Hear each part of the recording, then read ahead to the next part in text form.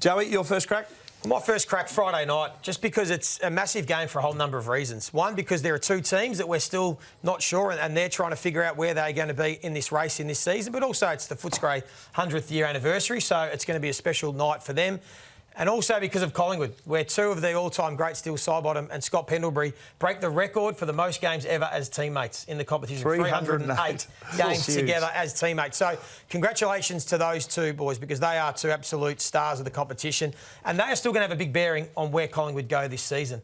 But my question in regards to these two, though, is can they both play in the square at the same time? Or is there only room for one of them? Because there was a lot of talk the first week about, the leg speed and the issues that we saw. And the quartet that played on the weekend against Port Adelaide got the job done. So there's the game ranked for the weekend. They were the four players that played in the midfield. Long played his best game of his career, deserves another crack at it. De Goey's coming back into the side this week. He should be going straight in the centre bounce. So the question is, does Scott Pendlebury automatically, the magnet which has been there for 20 years, just go straight in the midfield now? Or is it time for Craig McRae to start thinking outside the square? And we've been talking about it for 3-4 years. It's been flirted with at times. So he's played a little bit of half-back. Is it now time for Pendles to find a different role and allow the next group of guys with Perryman, who's come into the club for a reason? Sidebottom was awesome on the weekend in there. It was probably his best game in almost a couple of years. And he's still going to have a role to play in the midfield. But is it now time to maybe move out? Because, as I said before, these four, they should get first crack this weekend because they got it done. They were the ones that responded for the football club after what happened last week. De Goey is an automatic for me to go back into the midfield and his point of difference. So does Craig McRae now think about playing Pendlebury in other roles, Kingy? What do you think it can work? Because I've got no doubt he's open, and I think he'd be happy to play at half-back. He was happy to play the sub.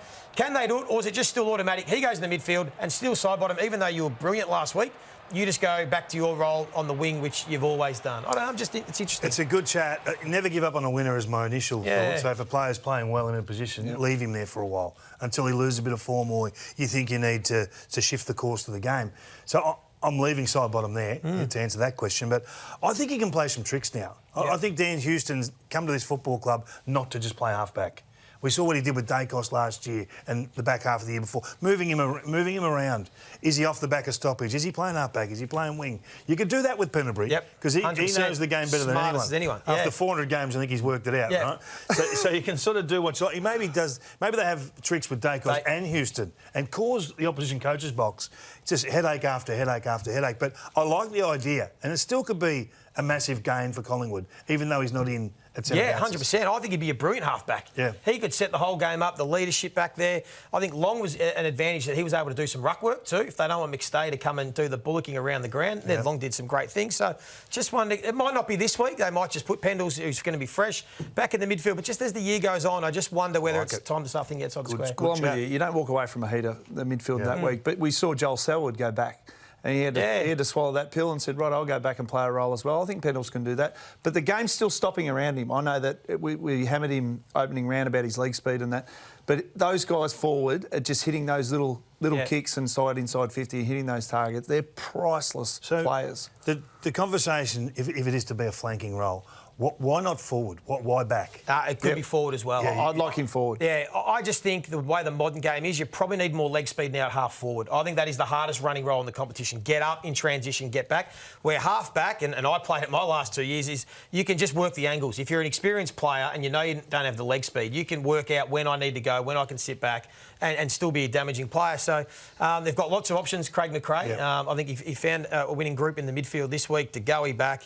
They look pretty primed, and I can't wait for the hit out Friday. And I think it's going to be a pretty good red-hot game. Great problem to have, isn't it? It's a great problem to have. Well, I've got the Red Rooster crunch time, and the crunch time is certainly on the Swannies. So they've got the last game of the round over in Perth. Fremantle got flogged on the weekend. So I just want to talk about the psyche of the Swans. I know their grand final in previous years, we've talked about that to death, but starting this season, you think from a grand final, they'll come in swinging, against the Hawks in round one. They were 5 points three-quarter time. They got smashed out of the park in the last quarter. Just little things in games where you can see the confidence, like the unforced errors, so to speak, from the Stars. And then at Brisbane, they were leading at halftime in full control of that game, and then they just lost their way towards the last part, and in particular the last 3 minutes. Just the psyche of it, the confidence of it, it's always there. We know as players, like when you get flogged, I've been down there, not a wooden spoon, but close enough. And to get up again is very hard. And when you're at the top and you get knocked down, it can always sit as a cloud in your brain. And I just looking at the Swans now, they're not the Swans of old. They can't go on 0-6 and still make finals like they did years ago.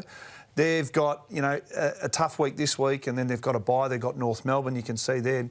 And then they've got, you know, over in Gather Round, they've got the Pies. So they've got a tough run coming up now if they go 0-3 to kick it off. We raised it before the first game, didn't we? Is there that seed of doubt? History shows that history doesn't lie. The numbers show that teams have really struggled. In fact, they've never won a final coming off a big loss like that. And we thought, is it there? Now, after 2 losses, if it is there, it has to have grown even more, hasn't it? And you've shown some vision where maybe they're just not quite just connected and locked in as they were this time last year. So where do you see that? You see that at defensive 50 stoppages. Yeah. That exposes whether your attitude is bang on. Yeah. Will you work hard for me if you're blocked? Can you hand over? Will the job be seen through to the end? Can you do the job yourself? And maybe some of the players are doing it for 80% of the time, 90% of the time, but it's not at the 100% time in, time out that it was in years gone by. So we also spoke at the start of the year, look, there's so much responsibility now with Goulden out on Heaney and Warner to be the same version of 2024. I think they're very, very good, but last year they were so dominant across the competition. They're not at that level. They're not. Heaney last week, 23 and 2, the week before 21 and 0. 6 and 7 score involvements. Like last year at the start of the year, you were showing numbers that were off the charts, like 10, 12, 13 score involvement type games. So until those two get back to absolutely ruining games, I don't know if it'll correct Dicko. I really don't. And they got their work cut out for them against Fremantle, who were poor last week, but their trump card is the middle of the ground. So this will be a great battle and a great indication for us of where their heads are at. Where's the attitude for Sydney right now? And speaking of that, it's going to be massive because you know now if you're Fremantle, and talk about being prepared, that James Jordan is going to go to Caleb Sarong. Yeah. Because James Jordan is now the best tagger in the competition. We saw what he did to Lachie Neale last week, kept him to one of his lowest rated games in about 6 seasons. But it's not just the first game this year. He went to Will Day after half-time, who was it was sizzling hot in the first half, kept him quiet. But even late last year, the last 3 games where James Jordan went to a tag on a midfielder, he played on Nick Dacos. It was his lowest rated game, Nick Dacos' lowest rated game of the year. Played on Zach Merritt, kept him to 10 touches. It was his 4th lowest rated game of the year. And he played on Zach Butters in that final at the SCG that we're at, and that was Zach Butters' lowest rated game of the year. So you know James Jordan is going to go to Caleb Sarong. So it is time for Fremantle to make a statement. Fremantle now need to be able to go, right, we are not going to let the Sydney Swans tagger take care of our best player because he's too good at it. So I want to see Fremantle make a concerted effort to make James Jordan's life hard because they were out tough. We spoke about it. They weren't tough enough last week against the Cats. They get an opportunity to say, right, we're just not going to let James Jordan run around and let Caleb fight his own battle. We are going to make sure that James Jordan's life's hard, and they should be putting work into Heaney and Chad Warner. And make a statement. Go right. We're making up for last week, and we're going to be physical. We're going to be tough. They don't and we're going to show that as a rule. Not generally, they haven't really. But as you said, we've seen it in the past. Heaney Warner, you can't let Heaney. If they come off Sunday night, they get beaten, and Heaney Warner are 3 votes, 2 votes in the Brownlow. For the heat will be on. So they've got to take care. What you do know for certain is that James Jordan is going to go to Caleb Sarong, and I think Fremantle will certainly make a statement. So to bring up the past from a selection perspective, McCartan full game down back? I would have thought so, Dicko, yeah.